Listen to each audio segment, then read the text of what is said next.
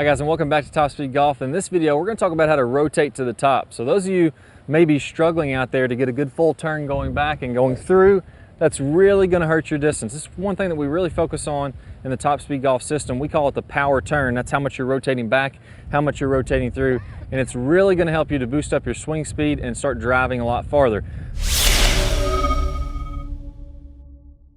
So let's talk about some PGA Tour averages so we have a good idea of what we should be looking for. So with a driver on the PGA Tour, as you're going back, or a full swing I should say, not necessarily the driver, but with a full swing, as they're going back, the shoulders are going to turn about 128 degrees. This is what they've measured with a tour average. So there would be 90, they're getting all the way to 128 degrees, meaning that their shoulders are almost 30 degrees past 90 as they go to the top of the backswing, or actually 40 degrees, excuse me, it'd be 38 degrees. So really loading up the shoulders. A lot of this is happening not from the chest or the sternum rotating, it can only rotate so much, but then the left shoulder is protracting, the right shoulder is retracting, so those sockets are really helping to load up even more than the hips. The hips are turning about 48. Now, there's only one way we can do this. We have to use pressure into the ground properly. So if you can imagine, a very good visual that I've seen is if you put your fingers on top of kind of one of those orange juice bottles with a big top, as I start to push out with my right finger and back with my left finger, it's going to twist the top and then the opposite direction. So as I start to twist this top, it's going to move me in the ground and create some rotation. The same thing happens in the golf swing. So if I want to make a good full turn to the top, I've got to use pressure into the ground. This is one thing that I see a lot of people struggle with, is they go to the top, they're not shifting their weight properly. They're really trying to feel like they're reaching or, you know, getting a reverse pivot to get wound up because they're not using pressure in the ground properly. So with my right foot, as I'm going back, I want to feel like I'm pushing out. So if you can visualize this, my foot would feel like it's sliding out this way. I'm putting pressure into the ground that way, and that's pushing my right hip back in this direction. As you push down, the ground pushes back. So kind of Newton's law of every action, there's an equal and opposite reaction. So as my foot pushes out this way, down that way, it pushes my hip back this way.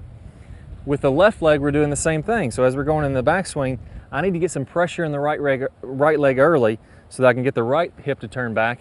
And I also want to feel like with my left foot, I'm going back this way, and that's moving my right hip, or my left hip, forward. So as I go back with my foot, put pressure this way, my hip rotates that way. So it's actually pretty easy when you do this together. Feel like you're putting pressure into the ground. Now my hips are rotating, and we want to be around that 48 degrees rotation. If anything, I like to see a little bit more hip rotation because most people aren't as flexible as what we'd see with a PGA Tour player. That's really going to get you wound up. Get 100 repetitions putting the pressure into the ground in opposite directions, rotating your hips, rotating your shoulders to get that good full turn.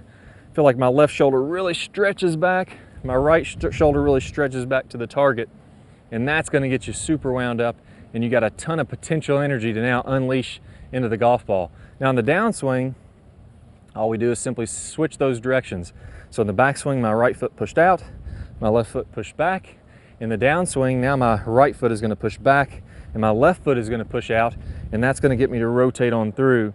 As we finish, a PGA Tour player on average is going to have the hips facing the target. So you can see my right toe is all the way up off the ground. My hips have rotated all the way around.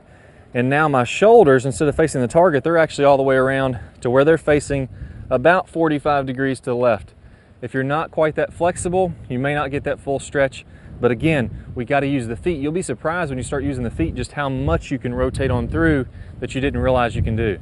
So another 100 repetitions focusing on the finish. So we did 100 reps pausing in the backswing, good full turn, 100 reps pausing in the follow through, nice and tall, right foot off the ground, hips toward the target, shoulders all the way on around.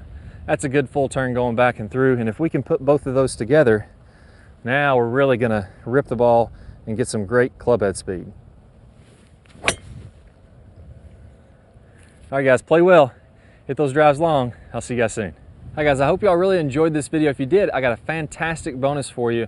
I'm going to talk about the #1 lag mistake that I see. So if you want to build massive amounts of lag in your downswing and release that lag to get tons of speed, I'm going to go over the #1 lag mistake in a preview of a video that's going to pop up. If you want to see that entire video, just click the link that pops up on your screen or the one down below in the description If you're on a mobile device or a tablet, you'll just click the button that drops down in the description and then click the link from there. If you have any questions at all, post them in the comments. I'll try to answer all those myself. And then click the thumbs up button if you enjoyed this video. That really helps us out, helps us to grow the channel, keep giving you guys more videos. Also remember to subscribe, that way you'll see our latest videos. So good luck to you guys, play well, go out there and rip them. I'll see you in the lag video. Hi guys, and welcome back. I'm Clay Ballard, and in today's video we're going to talk about one of the absolute worst drills for creating lag. It's a very common drill that I see. And in this drill, what we're going to do is we're going to set the wrist very early to create an angle of lag, and then we're going to try to hold this throughout the swing.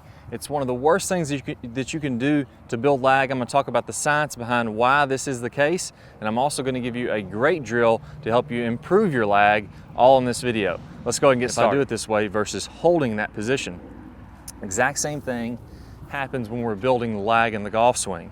So what we want to do is throughout the swing, I want to have a very low and wide takeaway.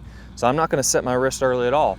If you look at a lot of the top players, you look at Adam Scott, very wide takeaway, not very much wrist set at all. You look at Rory McIlroy, you look at Tiger Woods. All these players are using a wide takeaway and not getting very much wrist set, so that later in the swing, as we start down, we can increase this wrist set, and we're really only going to max out this angle of lag for a split second in the downswing. Okay, so a three-step drill here. Now, as we get started with this, I want to remind you that the fulcrum in this golf club for getting a massive amount of lag is right at the end of the golf club. This is where I want my hinge point to be. I want to use the full length of this club to build lag and then release lag.